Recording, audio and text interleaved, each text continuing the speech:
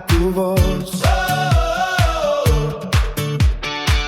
Si la cruz te pesa y no entiendes a Dios, no caminas solo en la oscuridad. Hay un forastero que te va a alcanzar. Abre las escrituras, mira a tu lado. La tristeza se fue, ha resucitado. Al partir el pan, caen las barreras. Esta es la verdad que el mundo espera. Y el corazón nos arde otra vez. Su palabra es fuego, es fuerza en los pies. Ven a la mesa, es vivo y real. Esto es tu cátedra dominical. Con divina data, volviendo a creer. Cátedra dominical. Yo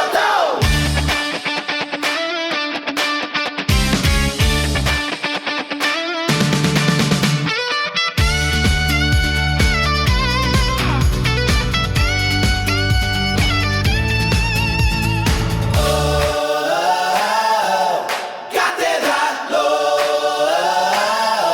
dominical. Volviendo a creer. Cátedra dominical. Cátedra dominical. Yes, arde el corazón.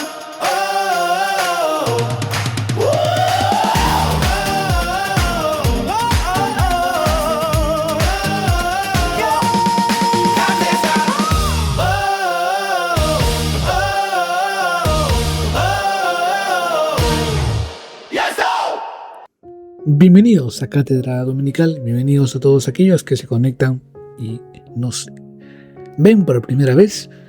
Bienvenidos a Divina Data, bienvenidos a Cátedra Dominical.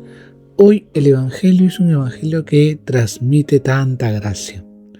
En un mundo donde la turbación nos quita lo más preciado que tiene el hombre, la paz, hoy el Evangelio de Juan nos da la clave y en boca de Cristo nos invita a que no se turbe el corazón. Hoy aprenderemos bastante del significado de este Evangelio con nuestros ponentes que, con un bagaje grande de los padres de la Iglesia, de la exegesis de San Agustín, de San Crisóstomo, Santo Tomás, nos harán entender la importancia que la paz está en Cristo.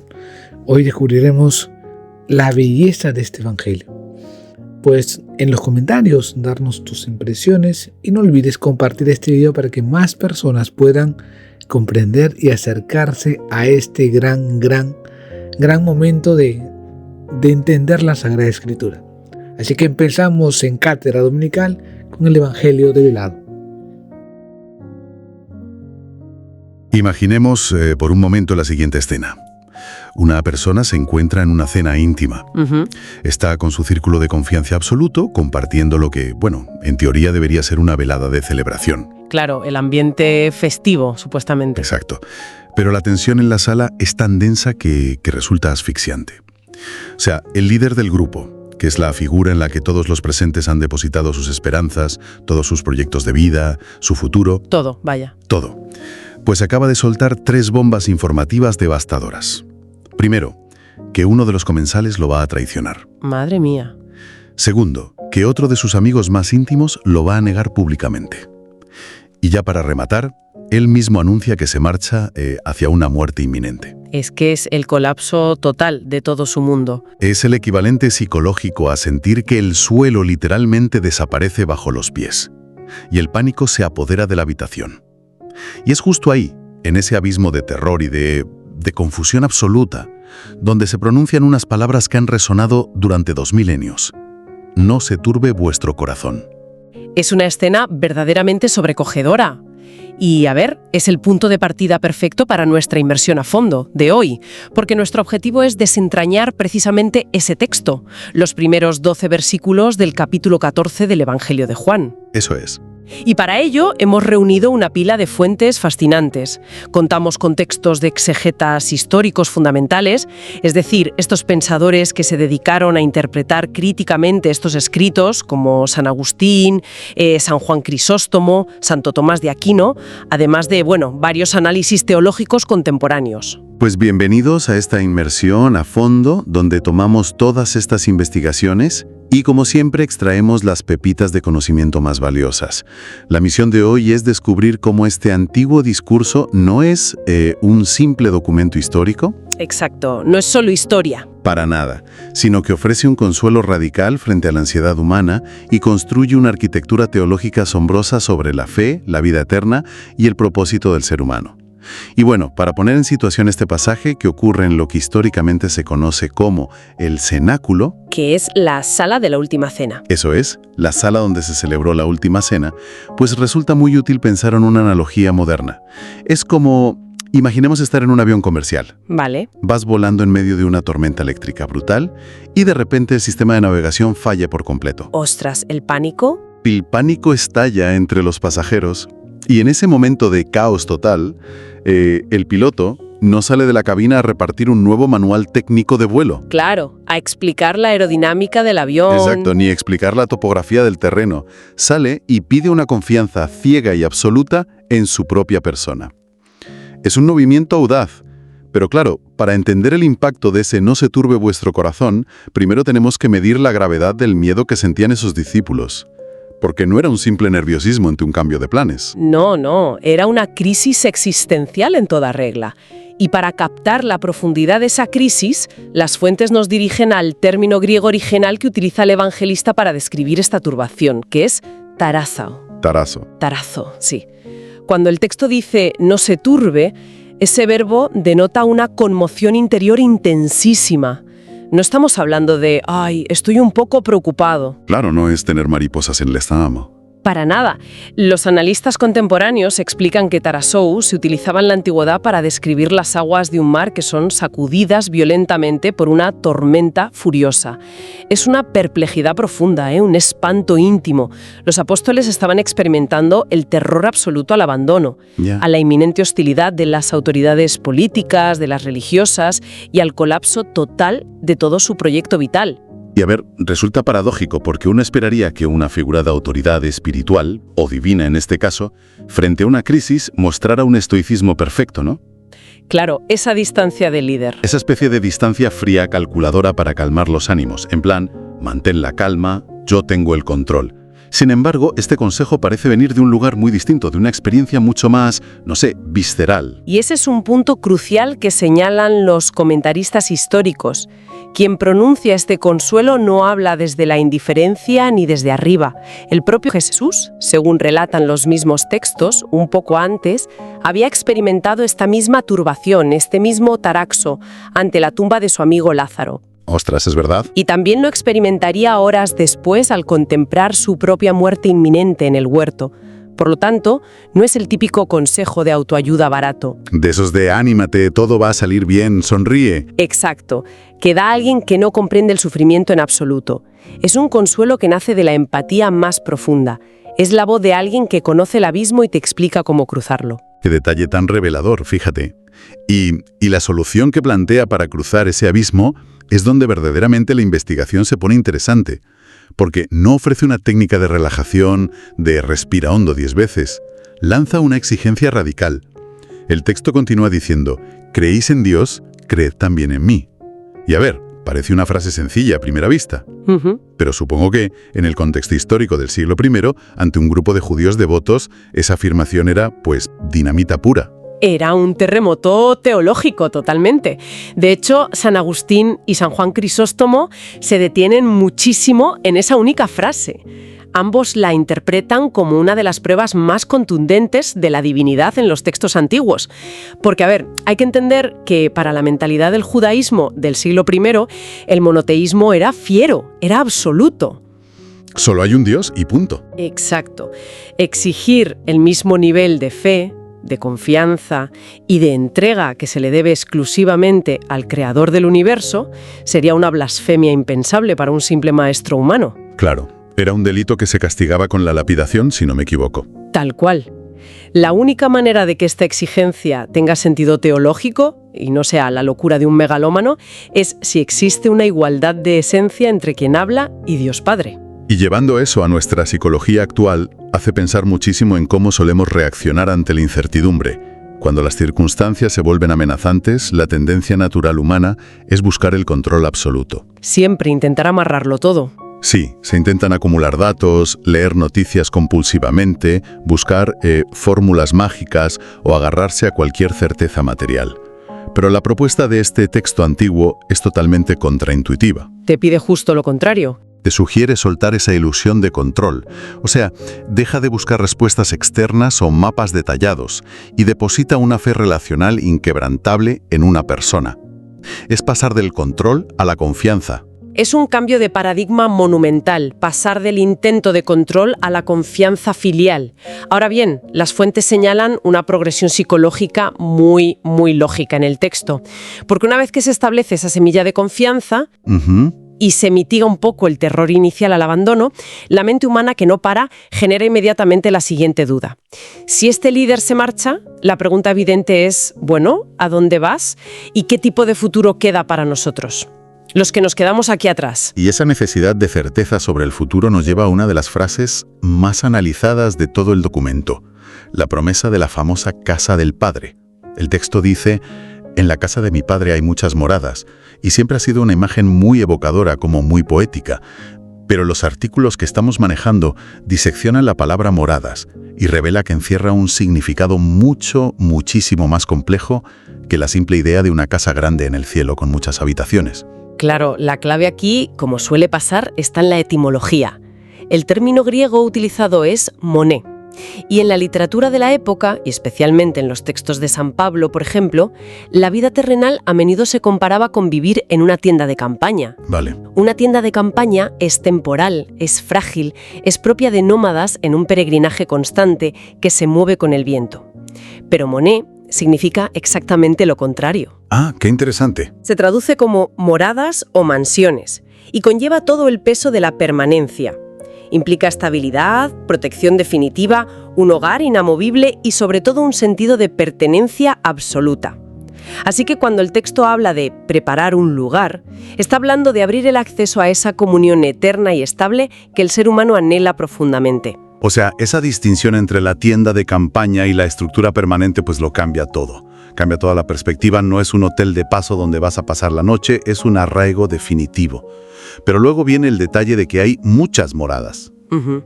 Entendemos que denota abundancia, lo cual proporciona un alivio inmenso al sugerir que hay espacio de sobra para incontables personas. Nadie se queda fuera. Sin embargo, repasando las notas de investigación, aparece una interpretación de San Agustín y también de San Gregorio Magno que resulta francamente bastante provocadora. Sí, la de los grados. Sí. Ellos argumentan que estas muchas moradas representan diferentes grados de gloria basados en los méritos y en la caridad practicada durante la vida terrenal. Así es. Esa es una exégesis sumamente clásica en la teología dogmática. La idea de que el estado eterno no es un bloque uniforme plano, sino que tiene matices, niveles de profundidad, por así decirlo. Vale, pues voy a hacer de abogado del diablo por un momento, porque esta idea choca de frente con la sensibilidad moderna de la igualdad total. Diferentes grados de gloria. Visto desde una mentalidad humana contemporánea, esto suena a que existe una especie de zona VIP en el cielo. Y si alguien posee una morada de mayor gloria, con más capacidad, ¿no generaría eso automáticamente envidia en los demás? Es la primera pregunta que te viene a la mente. Claro, porque imaginarse la eternidad sufriendo un complejo de inferioridad o comparando mansiones con el vecino no suena en absoluto a un paraíso, suena a una tortura. Es una objeción fantástica, muy natural, y las fuentes la abordan sin rodeos para resolver esta aparente paradoja. Los pensadores medievales y antiguos lo explican muy detalladamente. El pago, o la salvación en sí misma, es idéntica para todos. ¿Vale? Es decir, nadie va a vivir más eternamente que otro, la eternidad es la misma. Sin embargo, la capacidad individual de disfrutar de esa realidad divina varía según cómo se haya expandido la capacidad de amar de cada persona durante su vida. Y para explicar por qué esto no genera envidia, San Agustín aporta una reflexión deslumbrante. Él sostiene que en un estado de amor perfecto, cada uno posee lo que él no tiene en tanto que lo ama en otro. Esa cita de San Agustín es profunda, pero quizás un poco densa de procesar a la primera. Para entenderlo mejor, voy a plantear una analogía moderna que creo que encaja. Imaginemos ir a un auditorio a escuchar una sinfonía magistral en directo. Vale, me gusta. Y en el público hay dos personas. Un músico experto que ha estudiado composición y armonía toda su vida, y un oyente casual al que simplemente le gusta la música, le parece bonita. El músico experto, debido a su formación, tiene un recipiente mucho más grande. Es capaz de percibir matices, armonías complejas, contrapuntos que al oyente casual, pues, se le escapan por completo. Lógico, ¿su capacidad es mayor? Claro, el oyente casual tiene un recipiente más pequeño. Sin embargo, ambos están disfrutando de la misma sinfonía al máximo absoluto de su capacidad. Ninguno siente que le falte nada. Ambos están completamente llenos, desbordados por la experiencia musical. Uno añade que debido a que no hay sensación de carencia, porque tu recipiente, sea del tamaño que sea, está lleno, la envidia es imposible. Y aplicando la cita de Agustín a tu misma analogía, Sí. Si el oyente casual ama profundamente al músico experto, el hecho de que el músico disfrute de la sinfonía a un nivel más complejo se convierte en un motivo de alegría para el oyente casual. O sea, el bien de uno es el regocijo de todos. O sea, yo me alegro de que tú lo disfrutes más que yo porque te quiero. Exactamente. Es una arquitectura celestial que no se basa en el metro cuadrado del espacio físico ni en privilegios, sino en una red de comunión y amor donde la competencia desaparece por completo. Es una forma, la verdad, fascinante de reconciliar la justicia de los actos individuales con la paz absoluta y comunitaria. Pero bueno, volviendo a la narrativa principal del cenáculo. Que nos desviamos. Sí. Aunque el destino final de estas moradas suene teológicamente perfecto y precioso, la mente humana es tosudamente práctica y está anclada en el presente. Y aquí es donde la escena se vuelve muy, muy humana gracias a la intervención de un apóstol, de Tomás. Tomás siempre es la voz de la practicidad. Totalmente. Y es fácil imaginar a Tomás escuchando toda esta alta teología sobre moradas eternas y sinfonías celestiales e interrumpiendo con una frustración tremenda. Señor, no sabemos a dónde vas, ¿cómo podemos saber el camino? Esa interrupción rompe toda la abstracción y lo que exige son unas coordenadas concretas, prácticas. Y fíjate que la intervención de Tomás es el catalizador de uno de los momentos más importantes del texto, porque verbaliza la incomprensión de todo el grupo, que seguro que estaban pensando lo mismo, y la respuesta a esa frustración es magistral. Yo soy el camino, la verdad y la vida. Y para comprender la magnitud real de esta afirmación, es imperativo mirar otra vez el contexto cultural de la época. Porque en la tradición judía del siglo I, estos tres conceptos, camino, verdad y vida, no se usaban a la ligera. Se aplicaban de manera sistemática y reverencial a la ley, a la Torá. Claro. La Torá no era un simple conjunto de normas éticas, era la constitución de Israel, la revelación infalible y la única ruta garantizada para sobrevivir y agradar a Dios. O sea que la respuesta es lo que los teólogos denominan un desplazamiento cristológico. Es decir, no se les entrega un nuevo mapa topográfico ni un manual actualizado de reglas de conducta paso a paso. El hablante, Jesús en este caso, toma todas las instrucciones, leyes y mapas que formaban la base de la religión y los sustituye por su propia persona. Exactamente. La revelación deja de ser un concepto abstracto o un código escrito en piedra y se convierte en alguien, en una persona. Y San Agustín, analizando esta respuesta, hace una síntesis pedagógica brillante que conecta con las inquietudes más universales del ser humano de cualquier época. A ver, cuéntame. Él argumenta que, ante la incertidumbre de la existencia, todos nos hacemos tres preguntas fundamentales. La primera es metodológica. ¿Por dónde se debe ir? ¿Cuál es el método? La respuesta aquí es que Él es el camino y que es accesible a través de su humanidad, de su ejemplo. ¿Vale? La segunda pregunta es intelectual. ¿Hacia dónde nos dirigimos? ¿Qué es lo real? La respuesta es la verdad, la meta libre de engaño. Y la tercera pregunta es existencial. ¿Dónde encontraremos descanso permanente? La respuesta es la vida. Esa misma necesidad de una ruta física y no solo de una promesa abstracta es lo que frustra a Tomás, claro. Él necesita coordenadas, necesita un GPS. Y pensando en esto, imaginemos la analogía de estar perdido de noche en medio de un bosque muy, muy denso. Uy, qué agobio. Y de nada sirve que, en ese momento de pánico, alguien te entregue un manual avanzadísimo de topografía o una brújula de altísima precisión, si no hay luz para leerlos, si no sabes interpretarlos y la desorientación es total. En medio de ese pánico, lo único que realmente te salva es que un experto que conoce cada centímetro de ese bosque te tome del brazo y te diga: olvida el mapa, yo soy tu ruta de salida, mírame a mí y sigue mis pasos. Es un cambio total de enfoque. Claro. Pasa de ser un problema de navegación técnica a un asunto de seguimiento relacional. Confío en ti, te sigo. Y esa es la esencia de este pasaje.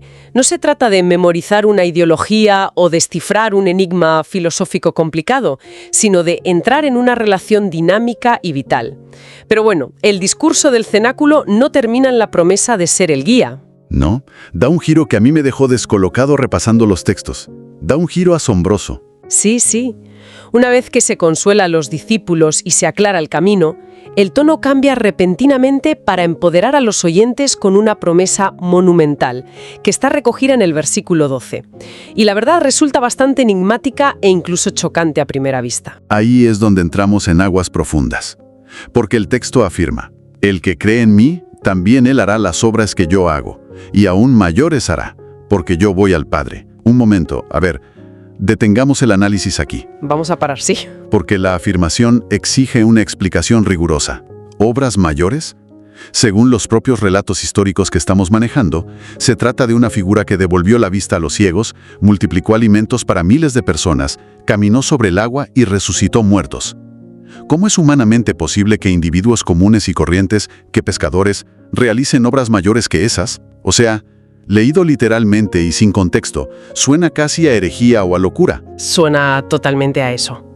Y por eso es una de las afirmaciones más complejas y debatidas de todo el Nuevo Testamento. Los investigadores y comentaristas históricos han dedicado volúmenes enteros, bibliotecas, a desentrañarla. Y la clave para entender esto reside en redefinir qué constituye exactamente la grandeza de una obra. Hay dos interpretaciones principales en nuestras fuentes, que se complementan de maravilla. La primera proviene, una vez más, de la agudeza teológica de San Agustín. A ver cómo resuelve San Agustín este problema sin restarle poder a la figura divina, porque es un reto. Pues San Agustín argumenta desde una jerarquía de valores espirituales frente a los materiales. Para él, la obra más grande que Dios realiza no es la creación inicial del universo físico a partir de la nada. Ni siquiera es la sanación milagrosa de un cuerpo enfermo.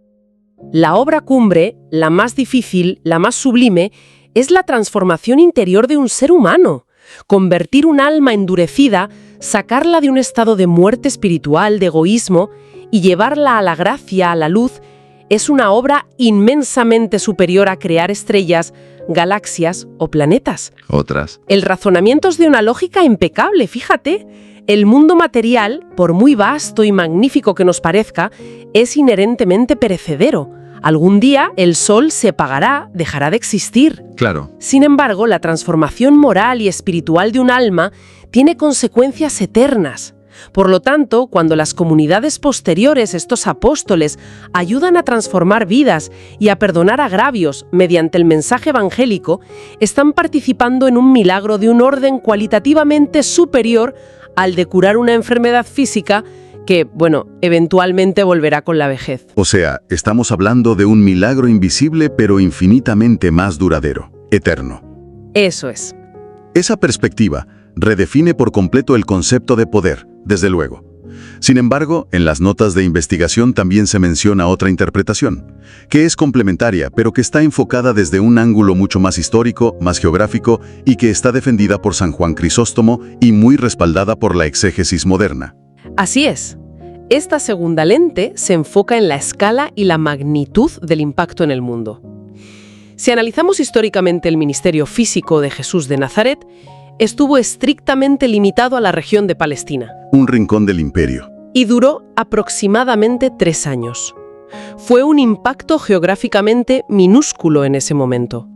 Nunca pronunció un discurso en Roma, ni debatió en el Areópago de Atenas, ni viajó a otros continentes. Sin embargo, la promesa de este versículo 12 incluye una cláusula causal. ¿Cuál es? Dice que estas obras mayores ocurrirán porque yo voy al Padre. Y la teología explica que este ir al Padre es lo que desencadena el envío del Espíritu Santo, que en estos textos a menudo se llama el Paráclito. A ver, para aclarar el término a quien nos escuche. El Paráclito es simplemente la palabra de origen griego que se utiliza en estos textos para referirse al Espíritu Santo en su función de abogado, intercesor o consolador, ¿correcto? Correcto, el que consuela y defiende. Y es precisamente gracias a este Paráclito que la comunidad de seguidores, lo que llamamos la Iglesia postpascual, logra extender este mensaje transformador. Pasan de ser un grupúsculo asustado y escondido en una habitación cerrada, temiendo por su vida, a un movimiento que transforma los cimientos jurídicos y morales del Imperio Romano. Es brutal el cambio. Y eventualmente se extiende por todo el globo terráqueo a lo largo de los siglos. Entonces, la grandeza de la que habla el texto no radica en realizar trucos de magia o milagros visualmente más espectaculares cada día para impresionar. Radica en la inmensa difusión de la fe, la construcción de hospitales, universidades, la abolición de la esclavitud, la transformación de culturas enteras. Ya, el impacto social. Exacto. Y el detalle vital que subrayan los exegetas, para no caer en la arrogancia, es que esto no se logra por el talento o el carisma inherente de esos individuos. No son superhéroes. No, se entiende que es la figura glorificada de Cristo operando a través de ellos, impulsados por ese espíritu. Y llevando esa idea a una reflexión un poco más amplia, la verdad es que cambia por completo el paradigma moderno del éxito. Porque hoy en día el impacto de una vida suele medirse por métricas de alcance inmediato. Los likes, los seguidores. Exacto, por la fama o por logros materiales aplastantes, ruidosos, salir en las noticias. Pero el análisis de este texto sugiere que las verdaderas obras mayores no son necesariamente espectaculares a la vista. Promete que la fe ordinaria, el servicio silencioso, la influencia compasiva en tu entorno más cercano, tienen la capacidad real de generar ondas expansivas en la historia humana que superan con creces a los eventos más ruidosos. Qué bonito eso de las ondas expansivas. Es que es una forma de empoderamiento que dota de un significado monumental a las acciones más cotidianas, conectándolas directamente con un propósito eterno. Y es una visión profundamente ennoblecedora de la existencia humana, la verdad. O sea, si miramos en retrospectiva el recorrido intelectual que hemos trazado a través de estas fuentes hoy, la progresión es asombrosa, fíjate. A ver. Comenzamos en un escenario dominado por un miedo existencial paralizante. Ese tarasó en medio de la traición y la amenaza de muerte inminente. El pánico en el avión. El pánico, exacto. A partir de ahí, vimos cómo la exigencia de una confianza relacional radical se convierte en el antídoto. Luego, exploramos la promesa de las moradas eternas, desmitificando el tema de la envidia mediante el concepto del amor perfecto de San Agustín. Comprendimos el desplazamiento teológico de seguir un manual de leyes a seguir a una persona como la encarnación del camino. El guía en el bosque. Eso es. Y finalmente desembocamos en este mandato expansivo que es la delegación de realizar obras mayores, de impacto global y muchas veces invisibles a través de la gracia y del Espíritu Santo. Ha sido un viaje analítico de verdad espectacular, a través de textos que, a pesar de su antigüedad, abordan frontalmente los miedos más modernos y cotidianos del ser humano. Y para poner el broche final a esta inmersión a fondo, hay un último detalle.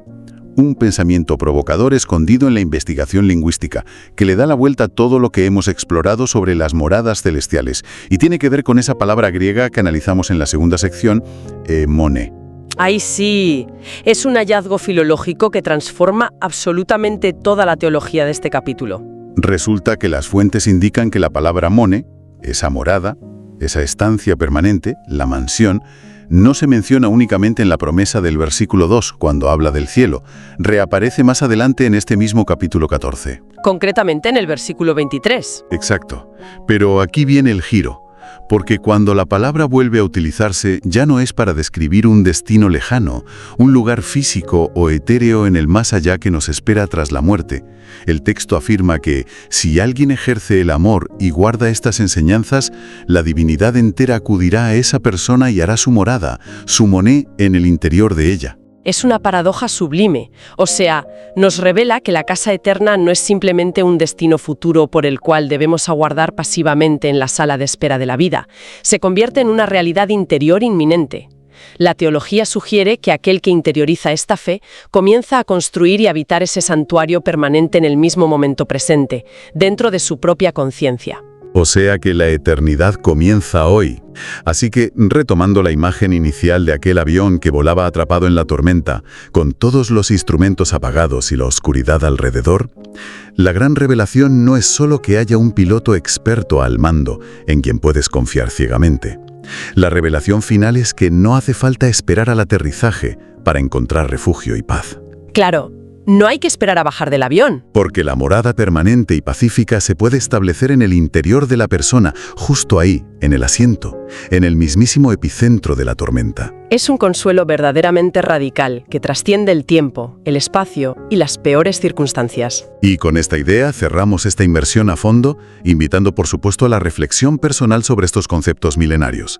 El estudio de estos documentos históricos demuestra que las grandes preguntas humanas sobre el miedo, sobre nuestro propósito y el destino, tienen respuestas que merecen ser exploradas profundamente. Y nosotros seguiremos analizando, cuestionando y buscando la verdad detrás de estas fuentes, recordando siempre el impacto de aquel antiguo mandato, que frente a la incertidumbre no se turbe vuestro corazón. Gracias por acompañarnos cada domingo. Tú que desde el otro lado nos escuchas, ten en cuenta esto. El fin del hombre, tu fin, es allí donde debe radicar tu felicidad y tu paz. Sabes perfectamente que la paz la transmite y la da solo Cristo. Pero muchas veces nos turbamos. Vamos a pedirle al Señor que nos dé esa luz de comprender que en Él está la verdadera paz. Si creemos en Él, no turbará nuestro corazón. Tanta dificultad, problema o enfermedad tiene y debe tener sentido cuando miramos a Cristo. Vamos a rezar por aquellas personas que nos cuesta comprender, nos cuesta entender y que devuelva la paz al corazón. Cuántas personas sienten que la paz no está en su vida y no vendrá nunca a ella, para que el Señor les conceda la paz que necesitan. Padre nuestro que estás en el cielo, santificado sea tu nombre, venga a nosotros tu reino, hágase tu voluntad en la tierra como en el cielo. Danos hoy nuestro pan de cada día, perdona nuestras ofensas, como también nosotros perdonamos a los que nos ofenden. No nos dejes caer en la tentación y líbranos del mal. Amén. En nuestra Madre Santísima le decimos que ella, Reina de la Paz, nos dé esa gracia. Dios te salve María, llena eres de gracia, el Señor es contigo. Bendita tú eres entre todas las mujeres y bendito es el fruto de tu vientre Jesús. Santa María, Madre de Dios, ruega por nosotros pecadores, ahora y en la hora de nuestra muerte. Amén. Nos vemos el próximo domingo en Cátedra Dominical. No olvides compartir este contenido, suscribirte, es gratis. Y recuerda, Dios es tu paz. Nada ni nadie te la puede quitar. Linda noche y buen fin de semana y buen inicio de semana. Dios me los bendiga en Jesús, José y María. Arde el corazón. Si el camino es largo y se apaga tu voz, si la cruz te pesa y no entiendes a Dios,